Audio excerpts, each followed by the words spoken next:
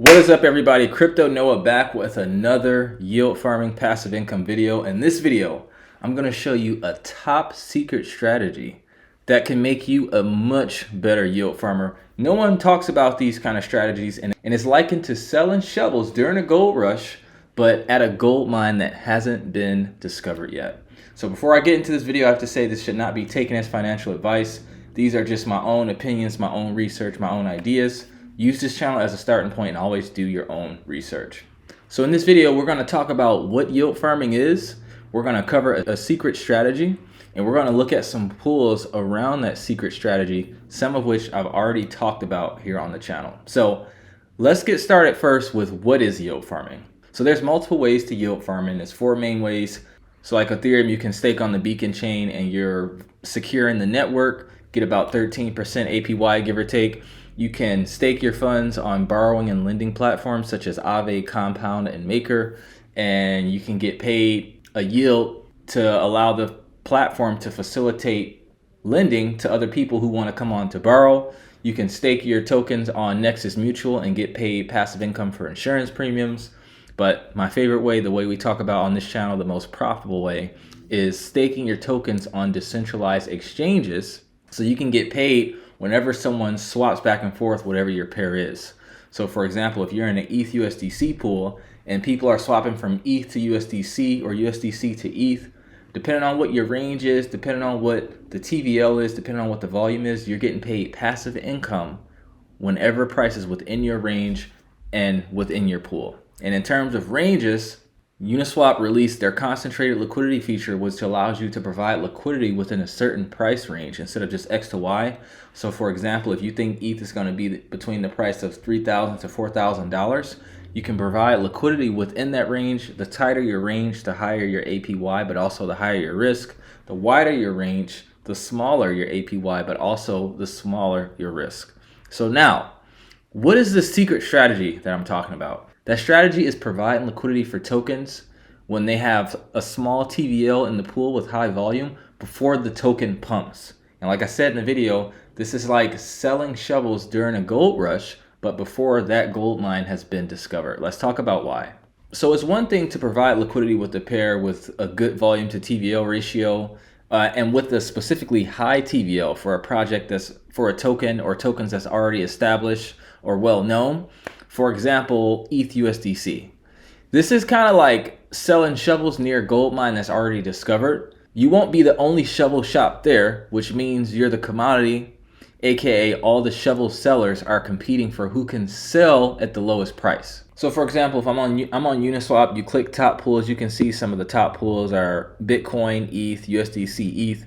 But if you look here, the TVL is 321 million, but the 24 volume is only 26 million, and the 7-day volume is 190 million. It's still around half the amount of the total TVL in Bitcoin ETH. Now, a pool like this is really good because the volume is higher than the TVL just on the 24-hour, right?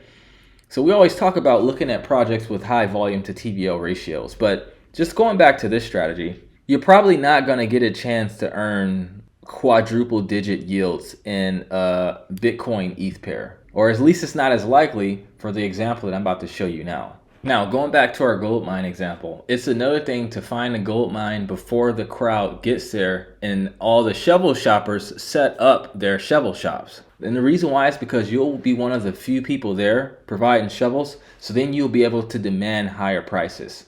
So this same thing works in yield farming. Let me show you some examples. So we talked about why we're super bullish on Maple. I made plenty of videos on that, but you can see that the volume is 131,000, but the TVL is 145 to 24-hour. But this TVL is extremely small, right? And what'll happen is once people wake up to Maple and they start buying it by the troves, they're gonna come to decentralized exchanges if they wanna buy it fast, unless they already have a centralized exchange account where you can buy Maple. You can set up a MetaMask and buy something from a DEX way faster, and you can set up a Coinbase account or a Gemini account or a Kraken account and get approved and send money there and be able to trade. So that means that the few people that are in this pool where the TVL is super small, the volume can be in the millions and the TVL could be in the hundreds of thousands. And it'll offer you a chance to get quadruple digit yields for a short or extended period of time, because like I said, it's the only shovel shop in town. The centralized exchanges haven't set up shop yet on this asset, or at least the people haven't gotten set up with the centralized exchanges.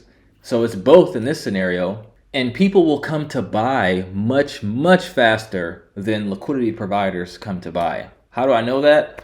Well, when people see a token mooning, most of them are in a rush to buy it versus, ooh, I want to provide liquidity for it, because this is something that isn't understood. So it's good to have your position set now, because the best time to prepare for a war is before the war, right? You don't start training soldiers once you're getting bombed. The best time to build a boat is before the storm. What if Noah waited till God flooded the earth to build the ark? Me and you might not be here today. So it's good to get ahead of volume, find projects that you think are going to pump, go onto the decentralized exchanges, look at the TVL. If it's small, that is a wonderful opportunity for you to get great yields once people discover that the project is a gold mine. Here's another one that we talked about on the channel. So I released a video on Clearpool on the Know It All's YouTube channel, going through the whole fundamental analysis and why I think private credit protocols are going to do really well in this bull market. I also made a video on my Clearpool yield farming strategy. I'm not sure if I released that one before this one, because I recorded all these videos in one day.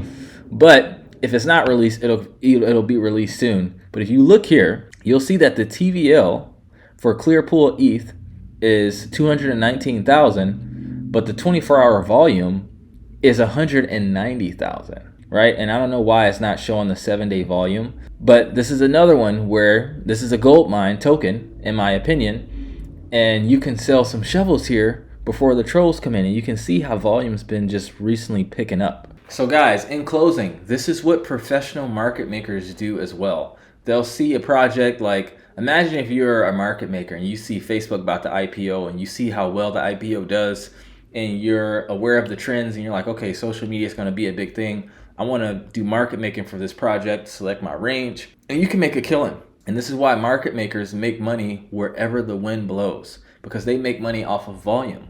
Another thing is they don't market make with their entire portfolio. You can replace yield farming and market making. I made a video on the similarities and the differences and why market making in Web3, aka yield farming, is better.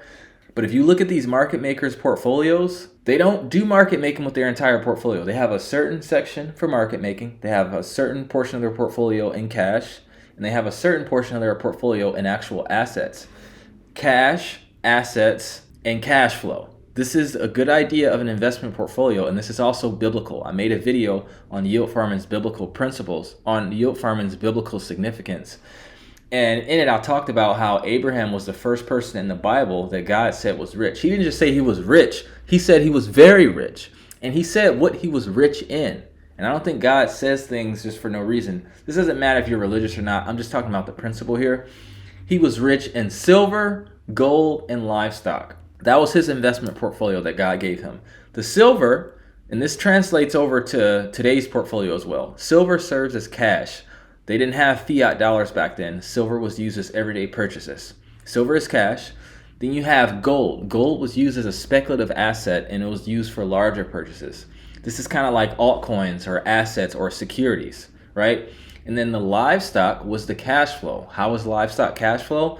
Well, you can sell wool for silver and gold. You can sell your cows or your goat's milk for silver and gold, etc., etc. So these three things all have cash, assets, and cash flow, all have their own seasons where they thrive in an investment portfolio.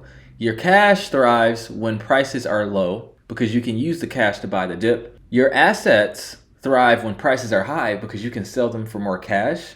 And your cash flow thrives at all times because you're always accumulating more cash and more assets, so you can have more money to buy the dip and you can have more assets to sell at higher prices. Guys, I hope you guys got value from this video, and if you want to learn more about these concepts and be able to deploy the same strategies that professional market makers have been doing since the 19th century and be able to find projects that are undervalued by getting access to our buy calls and being able to develop a structure around them so you can provide liquidity for them and accumulate them by the droves before the crowd comes in, click the link in the description, book a free strategy session with me. I'll hop on, see where you're at on your journey, see how we can meet you, answer any questions you may have about yield farming, and ultimately see if our program is a good fit for you. We only bring on a certain amount of people, and more importantly, a certain type of person. And that type of person is a self-motivated person who takes investing serious, who is at least passionate about investing or crypto as a technology. So if you want to be a part of an elite group of like-minded people and that sounds like it's something for you, like I said, book a free strategy session in the description. But with that, I thank you guys so much for tuning in. I hope you got value from this video. If you did, consider subscribing, drop a like, drop a comment. I love every single one of you watching, and I'll see you in the next video. Take care and trade safe.